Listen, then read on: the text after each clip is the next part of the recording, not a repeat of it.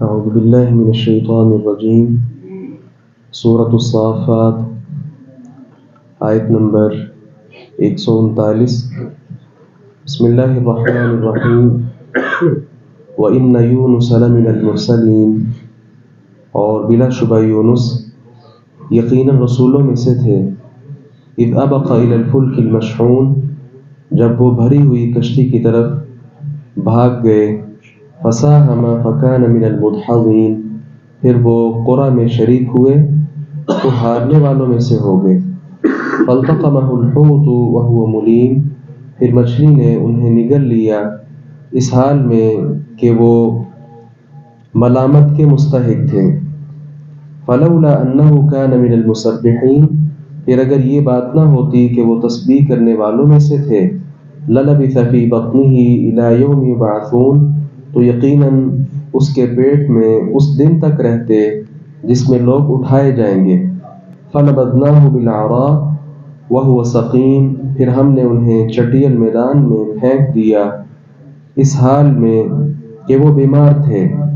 وَأَنبَتْنَا عَلَيْهِ شَجَرَةً مِّن يَقْطِينٍ، اور ہم نے ان پر ایک بیل دار پودا اگا دیا۔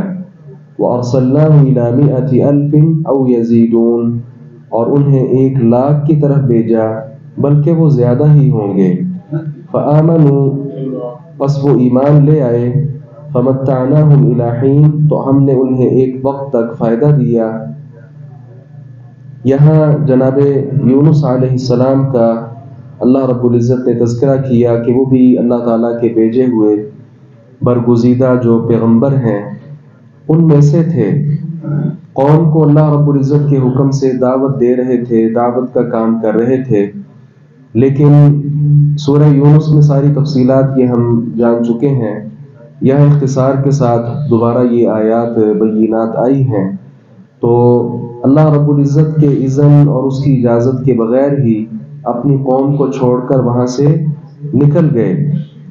کیا دیکھا کہ کشتی ہے جس میں بہت زیادہ لوگ سوار ہیں، جناب یونس بھی اس کشتی میں سوار ہو گئے۔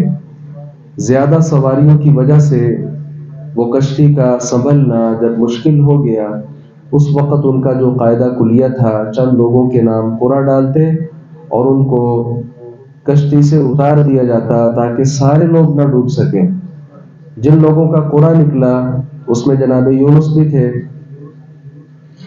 بہت بڑی مچھلی نے جب ان کو نیچے اتارا گیا، اپنے نگل لیا۔ اللہ رب العزت کی طرف سے یہ ایک آزمائش تھی، اس کے اذن کے بغیر اپنا علاقہ، اپنی قوم چھوڑنے پر اللہ رب العزت کی طرف سے یہ آزمائش تھی۔ لیکن اس آزمائش میں یہ پیغمبر کامیاب نکلے۔ انہوں نے مچھلی کے پیٹ میں بھی مایوسی کو اپنے سامنے نہ رکھا بلکہ اللہ رب العزت کو پکارتے رہے، اور یہ بات ہم پڑھ آئے، لا الہ الا انت سبحانک انی کنت من الظالمین۔ یہ جو دعا ہے جناب یونس علیہ السلام پڑھتے رہے، اور یہ اتنی شاندار دعا ہے، اتنی بے مثال یہ دعا اور وظیفہ ہے۔ جو انسان کسی بھی قسم کی تکلیف میں گھرا ہوا ہو، وہ تکلیف خواہ بہت زیادہ سخت بیماری کی ہو، وہ سخت کسی پریشانی کی ہو، وہ قید یا کسی اور اس طرح کی چیز کی ہو، جہاں انسان نکلنا ہی ناممکن ہو، وہاں پر اگر یہ وظیفہ پڑھے تو آج بھی اللہ رب العزت نے اس کے بہت زیادہ بہترین نتائج جو ہیں وہ آپ سب لوگوں کے مشاہدے میں ہیں۔ اللہ رب العزت نے فرمایا کہ اگر وہ یہ تسبیح نہ کرتے تو قیامت تک اس مچھلی کے پیٹ کے اندر ہی رہتے۔ تو اللہ رب العزت نے پھر ان کو اس سے باہر نکالا۔ جب مچھلی کے پیٹ سے باہر نکلے تو ظاہر ہے کافی دیر مچھلی کے پیٹ میں رہ کر ان کے جسم کی حالت وہ بہت زیادہ نازک ہو چکی تھی۔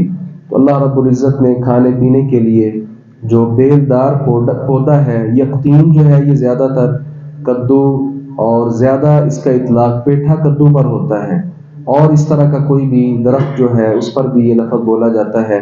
اصل میں یقطین میں ایسا عمومی طور پر اس کا اطلاق ہوتا ہے جس کا تنا نہ ہو بلکہ بیل دار وہ پودا ہو۔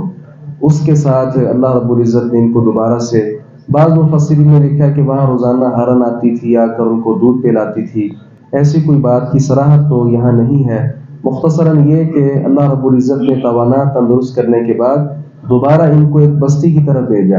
اب یہ بستی وہی تھی یا کوئی اور بستی تھی، اس کا یہاں پر تذکرہ نہیں ہے۔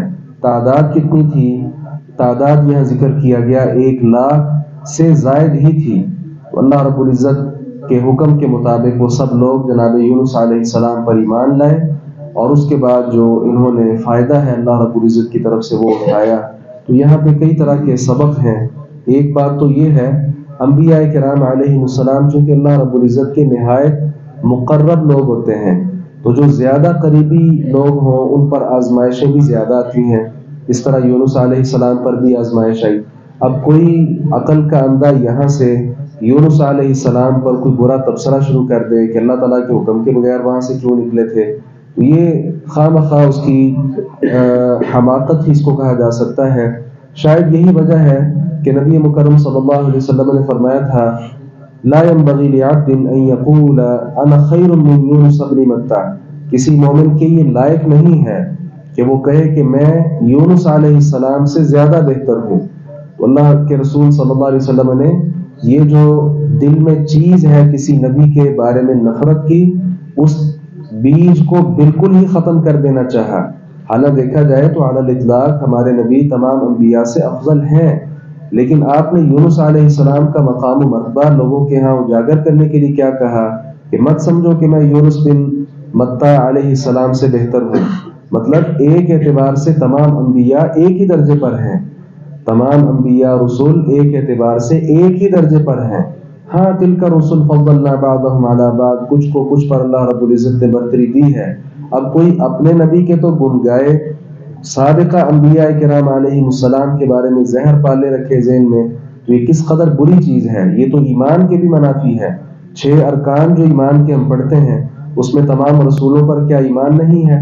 تو کسی بھی رسول کے بارے میں ایسا رویہ اختیار کرنا بہرحال یہ درست نہ ہوگا۔